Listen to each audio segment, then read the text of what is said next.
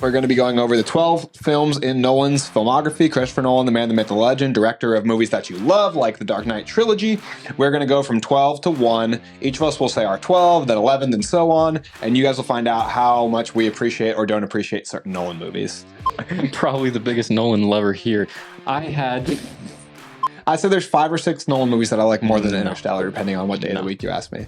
There was one point where I had Begins over Dark Knight because I loved how much focus of Batman there is. Welcome to Backseat Directing, where we talk about movies, TV shows, comics, and more. We're your hosts, Andrew and Aaron, with Justin. We post new episodes every Monday and Thursday. And on today's episode, we're ranking all of Christopher Nolan's films. 3, 2, 1, action!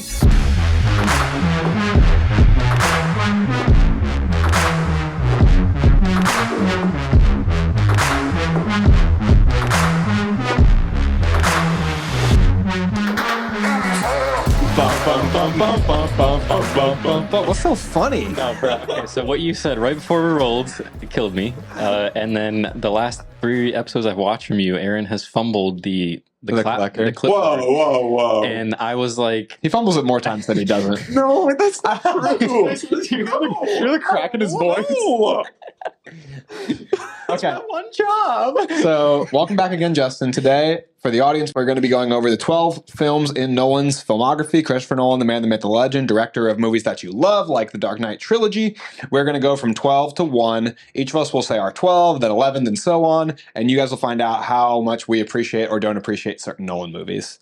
I think there'll be some controversial picks in there. Make sure that you comment below to let us know what you thought was stupid or crazy or what you completely agree with one way or the other. We will respond to you and we will read it. So our feelings will inevitably be hurt. Absolutely. We've been posting more episodes than usual, 2 to 3 every single week. So make sure you hit that subscribe button so you don't miss any. Notification bell as well for those extra episodes.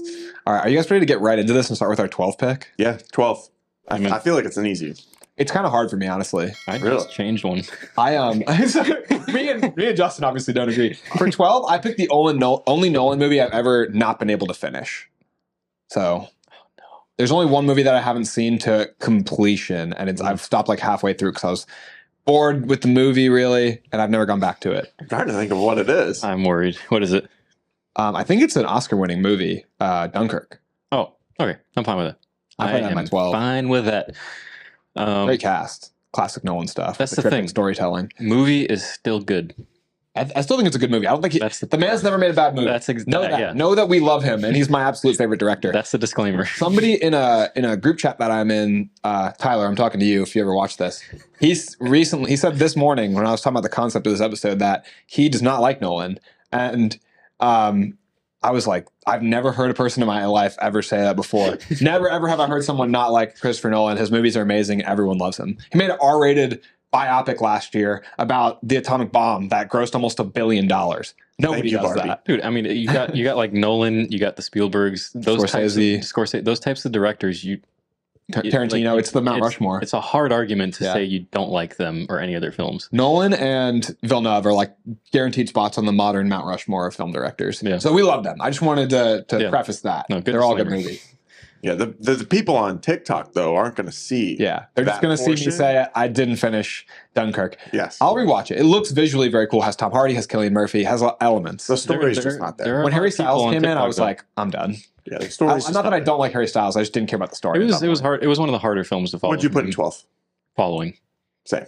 Because it's the least best. It's a student film. It's his first film. It's still one of the best student films I've ever seen. Here's the thing. I count Memento as his first film. And if you count Memento as his first film, then it's a fucking incredible debut. First official feature.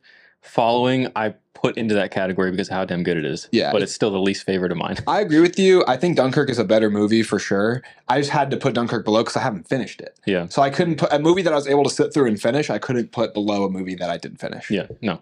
I think if you have mine at the next one, I think it makes sense to kind of teeter-totter.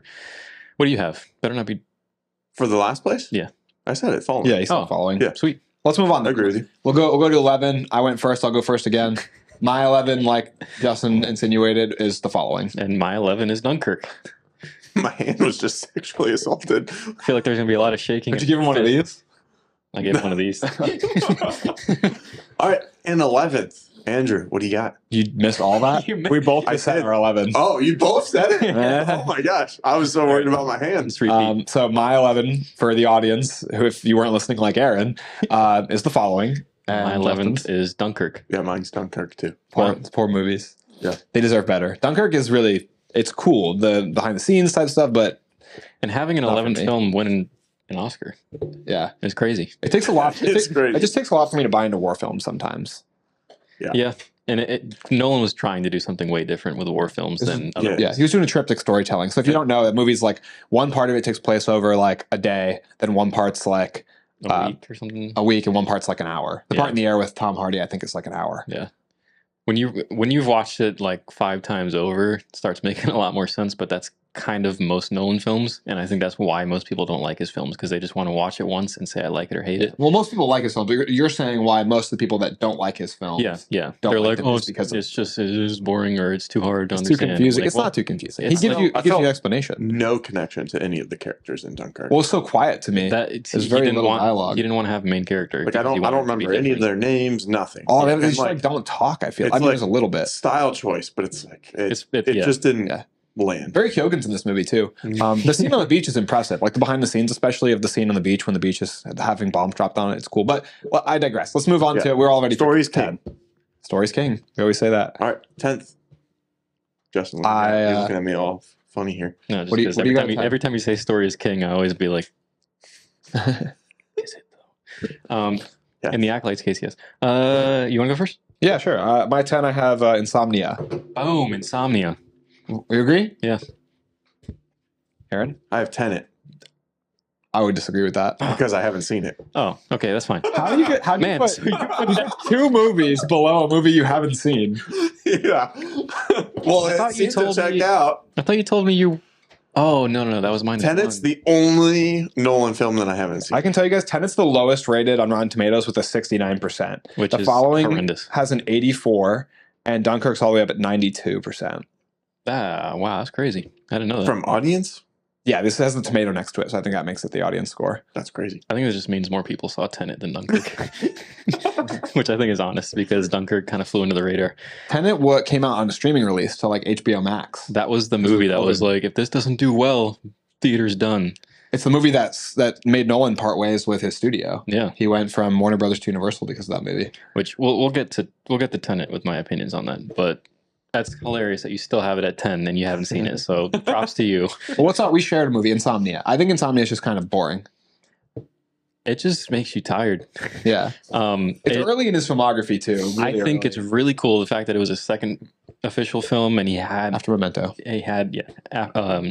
fucking He had Al Pacino, and Pacino, Robin Williams. bro. What a Robin Williams stacked as the cast. villain, Al Pacino playing that cop guy, and it's just like, dude, it's like if you. When I watched it, I felt like I was with Al Pacino. I was getting distraught, tired, not knowing what the hell was going on. There's also like a first act twist. I did not foresee what happens with the partner in the first act. Yeah. Like that was. I was like, It's still For real? got that Nolan flair. And the other thing too, which I've heard people say, is like it's not original because it's based off of that one film with Stellan Skarsgård. There's another film that has the same I don't know that. concept that Nolan based it off of, but at the same time, he's based Inception off of like some other films like Paprika. He's based. He always takes inspiration. I mean, takes the Dark. inspiration. He It's says not- that Dark Knight's inspired by Heat. Yes, like it's not copy he loves and Michael paste. Mann's Heat. Inspiration. Insomnia, I thought it was taken from a book. Look up. Is that wrong? They might have Well- made a movie about the book also beforehand. I I'm mean, pretty sure there's an original Insomnia, but Andrew, if you want to take it away, keep talking because Yeah, you're and great so- at that. I think I think Insomnia is just a movie that has a lot more potential than it has delivery and execution. Like when I looked at it on paper, I was thinking Christopher Nolan's directing, Robin Williams and Al Pacino. It's awesome story that's kind of a cool thriller detective story that takes place in Alaska. And Christopher Nolan's 2002 psychological thriller Insomnia is a remake of the 1997 Norwegian film of the same name. Yeah. Stellan Skarsgård. Stellan Skarsgård. So that's why some people have been like, "Oh, it's just copy paste." I'm like, "But is it?" Because I mean, haven't we got Well, a lot of remakes? movies have been remade. The Departed is a remake of I think a Chinese movie called Internal Affairs. So Didn't know that. Got him. Haven't seen it. Makes me want to watch it even more. it's a great movie. But yeah, that Insomnia's still good. Ready to jump up? Ready to go up? What are we at 9? Yep. Oh no, it starts. We'll talk about Tenet in a little while. At my number 9, this is probably going to be controversial, especially to the recency bias audience members. I have Oppenheimer, number 9. Mine's going to be controversial because of the opposite of recency bias. It's Memento. That's crazy. That's That's insanely so low. Way too low. I have insomnia. Fair. Yeah, no one's going to. So you're good. It's just me and him. Oppenheimer, I can see. It's just really slow. Really long, really slow. There's no rewatch factor for me. It's kind of an acquired taste. No, it's not kind of. It is. I feel like all of the appeal to me of Oppenheimer is the cast and the director. Like, I mean, the visuals are great, but it's like the story is just really slow. I mean, I'm here for Florence Pugh. I'm here for Emily Blunt. I'm here for Cillian Murphy. But I was kind of underwhelmed about the explosion too. it looked. I thought it was cool. But It looked I can cool, but it wasn't understand. as like grand as I was expecting. To me, the this to effect. be. And then there was still an hour left of the film after it happened. To me, the affecting moments of the story are in Cillian Murphy's, Robert Oppenheimer's mind, and not the explosion. The like affecting moments that I felt like my pulse pounding in my seat is when he's like undergoing this like psychological kind of dramatic flashbacks with like the train tracks and the loud noises and you know, seeing things in his mind, like the dead, soldiers. Same. But when we actually saw the explosion, I was like, that's it. I mean, we've become accustomed to seeing explosions in films. It's like it's not. It doesn't hit. It was like done did with in the no 80s. CGI. Whoa. Maybe you should have used that. Yeah. But Probably would have helped. I don't know. I enjoyed Oppenheimer. Oppie. I think it was more of the current time that it was released and the impact that film, along with Barbie, had on cinema as a whole. Yeah, it was an Bring event everything movie. back. Yeah, I think that's what kind of adds to where I have it placed in my list. Because if it came out like in 2020, like Tenet did, but probably wouldn't have done as well. I watched Barbie like 4 times in a year, and I had no urge to rewatch Oppenheimer once. Barbie was just fun, and it was a good movie, well made. Yeah, I watched emotional. It's controversial. I watched Oppenheimer when it came out, and I didn't get to watch Barbie until we were on our cruise, and it was in the theater, which is cool because it was a free movie. I'm sorry, I just heard I hate women. Andrew, How did you phrase it again? You were like the bots online. Nowhere in that sentence did I said I hate women. I'm the only one who's had. If we can get somebody on this podcast canceled, then it just means that we're recognized enough to get canceled. Facts. Hey, yeah. You have to have something to cancel first. What are we going to now? 8? Yeah, right. We all said our. mine. Huh? Yeah. What yours was Oppenheimer? Yeah. Mine was Memento, and yours was. Which Memento is crazy. Insomnia. I'll talk more about Memento when I get higher on my My list. thing is like Yeah. it's because It it's doesn't just, deserve to be talked about yet. yeah, it's because it's just not as good as the other ones I have above it. That's the bottom line for me. It's still a phenomenal made film. Maybe you just Sure. forgot. No. Maybe, Yeah. Listen, see, maybe but he here's just- the And thing. you were confused Doesn't- about like how but the story. here's maybe he doesn't goes. remember. Like maybe he has amnesia. Yeah. Here's Yeah. the thing. We just said at the beginning of this episode, every Nolan film is didn't hear great. Not What am I not gonna everyone's do? as good as Memento. Put Memento at number 1 just because it's his first film and Bro, you guys love literally it? hates Christopher Nolan. But literally hates Memento. That's a lead. And we've been- I'm probably the biggest Nolan lover here. I had 5 comments over 5 different TikToks calling me a Nolan C word. Bro, I've been a Nolan glazer since I was like 9 years old. See, but you're just a glazer. I'm the C word. Which I hate that word, so I'm not going to say it. But anyway, yeah, we can. All right, let's move on here. Mine has already been mentioned, so I'll go first. Oppenheimer. That's 8. I said mine He said has already been mentioned. he's number 8. His number 8 Yep. is not. Yeah. Okay. We're I all just on the wanted to same make sure. page. I didn't remember if you We said already mine. talked about why we don't like it, so Yeah. What is your guess? it's good though. It's well made. My Yeah. 8 is Oppenheimer. Okay, so you guys agree. My 8 is Tenet. It's a good spot. Yeah, I would I'll have it a take little lower. I'll take it. I'd have it a little I higher. haven't seen it. He hasn't seen it. It's on my list, but Robert Pattinson is really good in this movie. And then John David Washington is like a no-name character. His name is credited as protagonist, which I find really interesting. Mhm. So the cast is really good, and Aaron Taylor Johnson pops up in this movie. I also think it's like one of the best examples. It's like outside of Inception, it's one of the best examples of Nolan just really like letting him get his hands all over the script with no studio involved. Nolan basically always has like free reign, but this is like he could really play in the sandbox because he could just keeps getting more and more fuck with with each one. time. Yeah, Imagine being so good at your job that everyone just actually lets you do your job. that no one tells you what to do. Like, could you like? That's my thing though. Is when you get to that level as a director, how do you like go up to Robert De Niro and you're like, hey, I think it would sound better like this.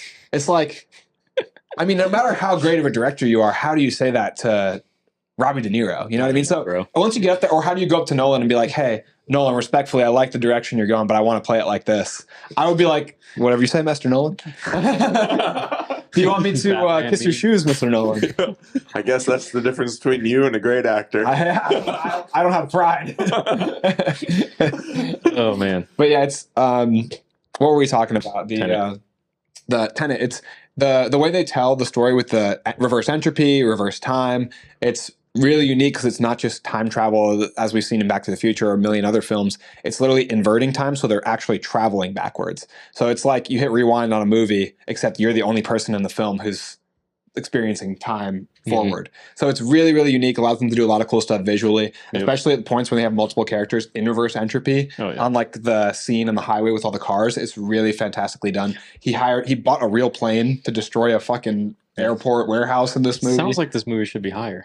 It's a great movie. I mean, it's just overhated in my opinion. But there's 7 movies that I like more than this. That's how good Nolan is. See, that's my take with Memento. I mean, I guess I can't argue it, but I think both of them are great. Okay, yes, did we talk? We already talked about you because you guys both said Oppenheimer, I think. Yes. So we're ready to go on to 7. Yeah. Yeah, 7. I have Interstellar. Wow. I've been very vocal about this on the show before. I had a controversial opinion. I said there's 5 or 6 Nolan movies that I like more than Interstellar, depending on what day of the week you ask me. That's crazy. Where's yours at? I also have Interstellar.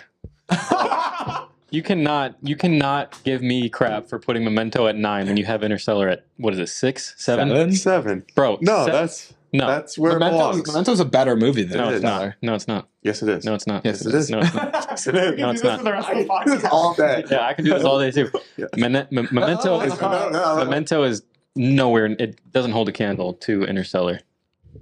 I fall asleep during Interstellar. Interstellar is too long. There's a lot of movie that could be cut out. Timothée Chalamet's not in it enough.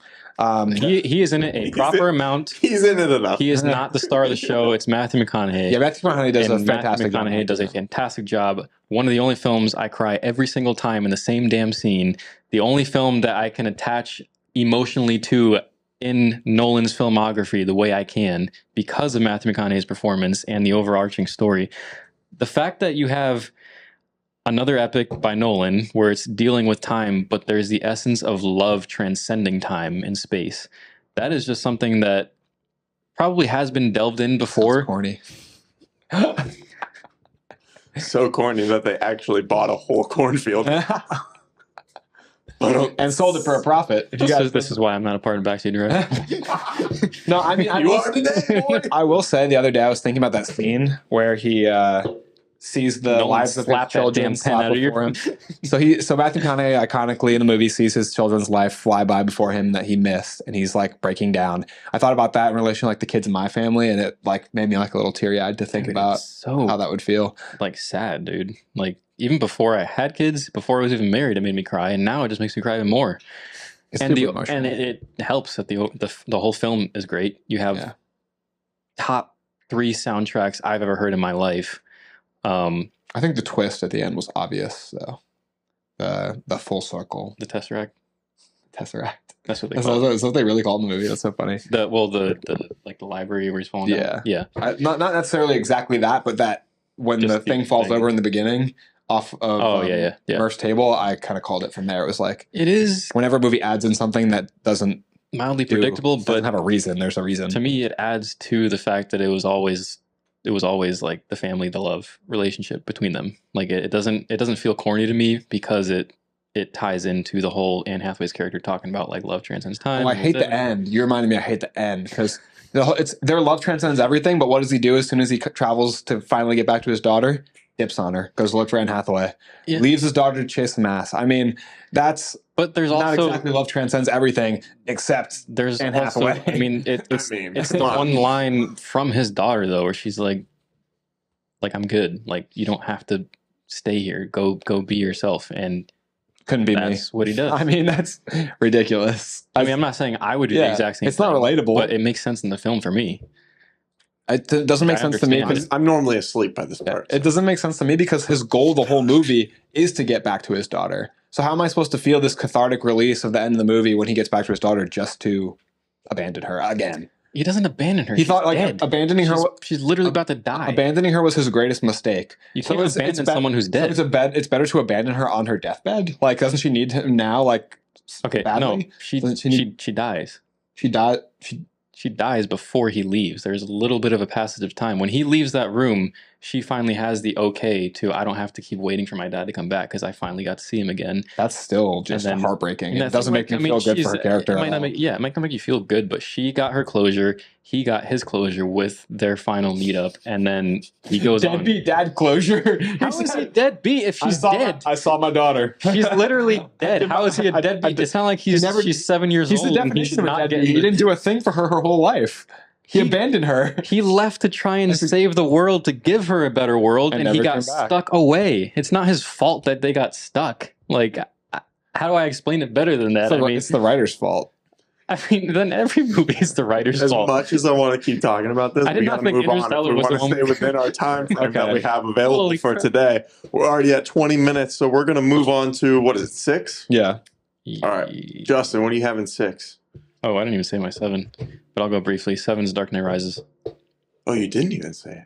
No, Okay. I don't Dark think I Knight need- Rises. I don't think I need to talk about that one. Yeah, I mean, That's it's fine. We'll get to it. 6 for me is Tenet. a good movie. Nice. I love that movie. I've seen it by now probably 30 to 35 times. What the hell? I watch it every time I'm on a flight. Have you watched it in reverse yet? I want to, but I don't think I can. It'll make no sense.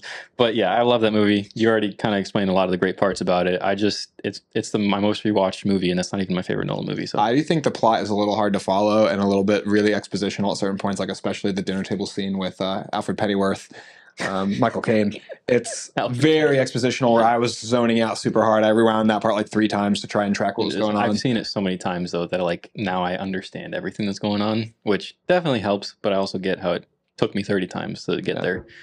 But I love it. I love the soundtrack too by Ludwig. I think it's one of his best soundtracks. Yeah, he really found his match with Ludwig Göransson. I mean, I wish I wish Hans could work with him forever and ever, but Ludwig is amazing, and the Oppenheimer score is chef's kiss. Deserve the Oscar. What do you have?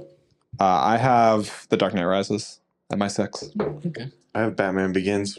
Ew. Horrendous. I know, that's why it's lower. Begins Bro, is... Why? Begins is better than Rises. Well, I mean, Because I don't like it more I than know, but Rises. I argued with him on Interstellar.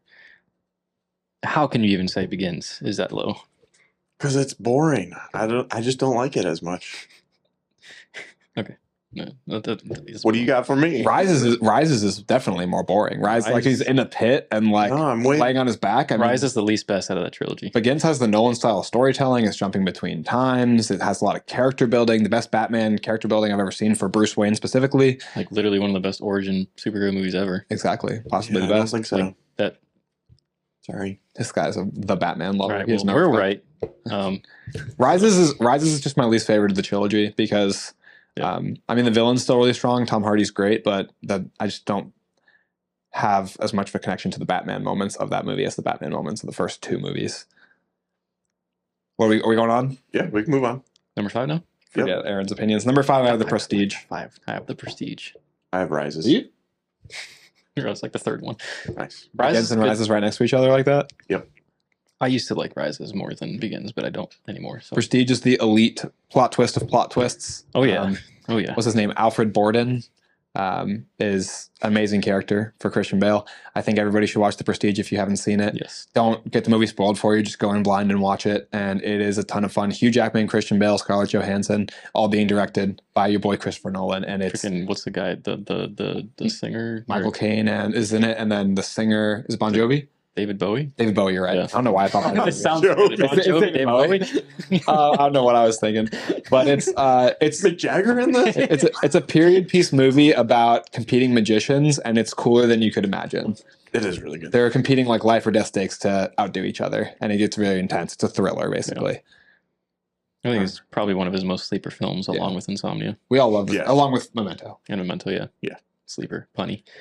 Fourth, Yeah, Did you guys both say yours? I said Prestige. Yeah, you had mine. Rises. Oh yeah, Oh, you yeah, did. Rises. What was number 4 then? My number 4 is Memento. Deserves to be in the top 5. Same.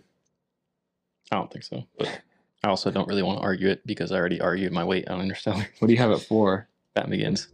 Okay, I can respect Batman Begins being in top 5. I love Batman Begins. I love it too. Memento just deserves to be top 5 because Memento has the most disorganized story structure potentially of any Nolan movie. What he does and how he describes it is that there's like 2 plot lines that are both arcing and they're both heading towards each other, and then there's this plot line that plays in the middle where he's having the conversation on the phone, and his tattoos tell a story to him and to the audience. And it's about a guy who has anterograde amnesia, which just means that his memory resets every couple minutes. But you get the scenes delivered backwards. So if the scenes are numbered 1 to 10, you get 10 from the beginning of 10, and then 9 from the beginning of 9, and so on. And that puts the audience in the shoes of the main character, Guy Pearce's character, at the beginning of every scene, because you're wondering how he ended up there because you don't know what happened in the scene before. And it's a great way to put the audience in the driver's seat and make them feel like they can identify with the character because you're just as confused as he is. And instead of wondering what's going to happen next in his movie, you're wondering what's going to happen before. Yeah, you don't know what's going on, but by the end of the film, you know enough. Yeah. And then when you rewatch it, you learn Yeah. even more. The editing is so phenomenal that you can actually not be too confused despite how confusing it sounds. Which crazy that this was his first like Feature. full feature with a big budget. And a great cast. I mean, Yeah. amazing. Carrie Ann Moss is in this. Joe Pantoliano. Guy Pearce obviously stars. It's an amazing movie. I think Joe Pantoliano's the standout. What? He thinks Joe Pantoliano is the standout. Yeah. I I think just Guy think Pearce. My thing is, I love Memento. Like I said, love all Nolan films. But when I watched it, John G. Gilpin. I felt underwhelmed by the end of the film because I thought the That's first how I felt half during Begins. makes no sense, but whatever. Either live, I thought either die hero or it had live long enough to such- see yourself become the it villain. had such a great build up, but because I already like basically knew what happens in the beginning at the end, it just didn't feel like there was any payoff for me. It felt like I was watching the convergence of the beginning and the ending. No, because he But wrote the it so middle he wrote it was so the best genius. part. He wrote it so genius that the plot twist is at the end beginning instead of the beginning end. I know, but like the plot twist, like I literally don't even remember the plot twist because I didn't really care by the time it happened. I thought the middle of the film was the best part because gotta that's where watch- stuff was Yeah, it sounds converging. like you need to watch it. You got to watch it again, man. That's We did a full Sounds like you episode need to watch breakdown. Begins again. pretty Sounds well. like you need to watch Interstellar again. I've seen That's it an easy comment. a few times. And That's Not like enough. a Not that's like a enough. quick draw. Sounds like you need to watch it again. Are we ready to go on to 3? Bang out Yes. these last 3. My number top 3, My number 3 is Batman Begins. Interstellar. The Prestige. This is It's a one good of, 3. Is this one of the first ones where we've had different movies? There's only been like 1 or 2. Yeah, I love we've already talked about all of Prestige's these. top 3. For Yeah, you, I mean, I've already because talked I would about- love to have it there too. I've talked a good amount about Begins. I mean, Begins is damn near close to The Dark Knight for how much I love it. There was one point where I had Begins over Dark Knight because I loved how much focus of Batman there is. But then Dark Knight, I was like, damn, dude, this is the perfect Batman movie. I am the devil, not the devil. Just practice. Practice. You can engage 10 men. I can teach you to engage 100.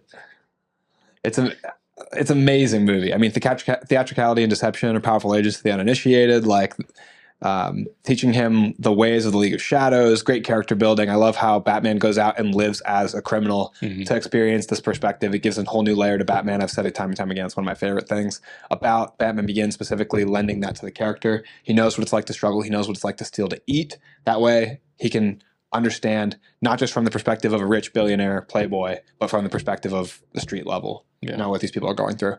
And the villain's great. Scarecrow's amazing. Ra's al Ghul's amazing. It's freaking Liam Neeson and Cillian Murphy. So No. like, it's so good. Freeman, Lucius Fox, great. I live my life by it's not who you are underneath, but what you do that defines Dude, you. when I first saw that, I was like so hyped. I was like, that's going to be my tattoo on my back when I get older. It's not who you are underneath. Never did. But That's what you do. It defines you. I just like, it was such a good, like bookend. Who the heck are you? I'm Batman. Yeah, I got nothing else Yeah. to say. Great. Shall we go to 2? I'm ready. For 2, I have Inception. Dark Knight. The Dark Knight. I thought it was gonna be much lower for you. Much lower. Yeah, I forgot you didn't say it. You don't have The Dark Knight at number 1, you silly bitch. Wait, Neither does he. I know, but I know this about him. wait. So that means you have the. Hey, I our forgot that you wouldn't have it at number 1. I thought I was going to be the only one over No, here. no, bro. You know my favorite movie? The Dark Knight has an amazing score, best score of all time, with James Newton Howard and Hans Zimmer composing together for the individual Bruce Wayne and Batman themes. Best villain of all time, best opening scene of all time, best ending scene of all time. Oscar-winning actors like Christian Bale, Gary Oldman, Morgan Freeman. This movie is absolutely stacked from the cast to the direction. The action is amazing. The dynamic between the hero and the villain is unparalleled. And I've got the speech basically down packed and how much times I've said I love The Dark Knight on this. That's all I have to say. I don't need to defend this movie. So everything besides Oscar worthy can be pretty much said about my number 1 pick too. Still got But Hans. that is the reason why I have Dark Knight at 2 is because this other movie I don't know, there's just something about it. I believe Wally Pfister did cinematography for both. Yes, looks great. Let's go on to your guys' number 1. Inception. Yeah, that's why I talked about The Dark Knight first, because that's obviously my number 1. It's the only one left. And now I figured we can have our final conversation around the majority's number 1, because the majority's number 1 is Inception, which was obviously my It's number just 2. Like, I don't know. I've just never seen a film that can touch the level. never that seen a film? Inception- I was going to clip that. I've never seen a film. You said it twice now. Yeah. Damn it. He's committed. I've never seen a film that did this Inception the way Inception did it. Like everything that's all encompassing with. Inception's the only film I've seen do Inception. Okay. Everything you said about The Dark Knight, I feel the same way about Inception. The score is phenomenal. Well, you The can't say you cast is feel the stacked. same way about the dynamic between the hero and the villain. No, can you? Like besides the Oscar, and there's no real like superhero villain in Inception. It's just the story. Like I don't even know if there is a villain besides time. What's the Circumstance. what's the meme where he's like, well, Mal's kind of the villain. Marion Cotillard's Yeah. character, she's kind of the villain. Yeah, What does he say when he's like, how do I know you can deliver? you don't. He's like, you don't, but I can. That's Nolan with That's a new great studio. Don't. Yeah, I mean that guy's amazing in the movie. Ken Watanabe, Killing Murphy Leonardo again. DiCaprio, Tom Hardy, Joseph Joseph Gordon-Levitt, freaking Mary Elliot Cosslard, Elliot Page, Hans Zimmer. Wally Pfister again on cinematography. It's amazing. The Time Like- is the name of the song, right? Time is the name of the song. That's It's one not of the even my soundtrack favorite, one of the but score songs. Yeah, it's amazing score, amazing cinematography, I've said it before on special here. effects. That's the score that changed scores forever. You change things. It's like that's the Forever. trailer sound that changed trailer sounds forever. The whole wah. That film had so much impact on sci-fi films from 2010s on, and it's like ever since then, I feel like Nolan's just gotten that sense of like The Dark Knight and Inception being 2 years apart. Insane, probably his best 2-year streak ever. Yeah, that is pretty crazy. Yeah, I It's mean like, that's hey, I'm going to take a break from the Batman franchise and just make this bomb of Yeah. a movie. one of That's the best I movies. just ever. want to know, Yeah. how do you do that? You make the greatest Batman film ever, and then you're like, let me work on this sci-fi. It's about dreams, I would and then Yeah. it's like my favorite movie ever. I would challenge anybody to name a better movie run than Nolan had from Batman Begins to Interstellar, because it's Begins, The Dark Knight, Inception, Dark Knight Rises, Interstellar.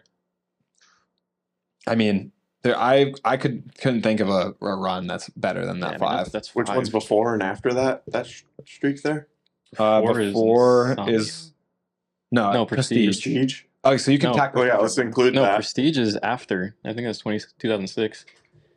Prestige came after Begins. Really. Yeah, which is crazy. It was year back to back. And then after is Yeah, I got what? it right here, After actually. is what? Dunkirk. You are wrong. You're wrong. 2006, bro. What are you talking about? This right here says 5 for Begins and 2006 for Prestige. Yeah, that's Yeah, what I'm saying. that's what he was saying.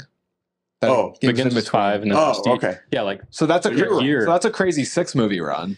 Yeah. yeah. And then Dunkirk was 7. Dunkirk is after. Yeah. Yeah. I don't know, bro. I don't know other directors' filmography as well as Nolan's, but The I mean, Villeneuve is close. Did you say Danil? Denis Villeneuve. Just say it quick. Nobody will notice. Yeah, I mean, I don't know. Is there like Spielberg that I'm like, he has a lot of films. I He don't has a know. lot of back-to-back hits. Yeah. Cameron. Cameron. I don't know.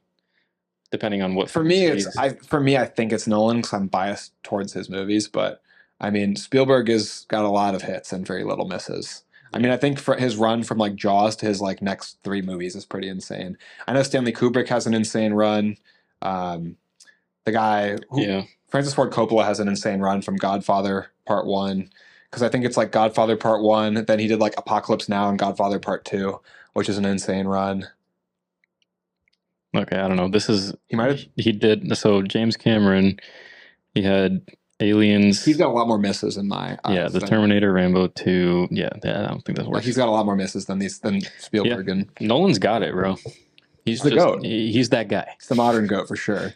All right, to wrap up this episode, I think we should all go through our whole list in a row. From 12 to 1? Mm-hmm. Let's lightning round it. Here, I'll go first. This is Andrew. My Nolan ranking list from 12 to 1 goes Dunkirk, following with the following. Then Insomnia, Oppenheimer, Tenet, Interstellar, Dark Knight Rises, The Prestige, Memento, Batman Begins, Inception, and then possibly the greatest movie of all time, The Dark Knight. Justin? All right, my top 12, well, I guess it's ranked. At the bottom is following Dunkirk, Insomnia, Memento, Oppenheimer, The Dark Knight Rises, Tenet, The Prestige, Batman Begins, Interstellar, The Dark Knight, and the best film ever made, Inception. What are those acronyms next to them? Our ranking system, good flick in my collection. Mother's milk. My list in 12th is following Dunkirk, Tenet, Insomnia, Oppenheimer, Interstellar, Batman Begins, The Dark Knight Rises, Memento, The Prestige, The Dark Knight, and then Inception. Comment the name of whose list you most closely agree with, and please comment your order below as well so we can compare that to ours. Thank you so much for watching. We post new full episodes every Monday and Thursday, and lately we've been getting out a third episode, so make sure you hit that subscribe and notification bell.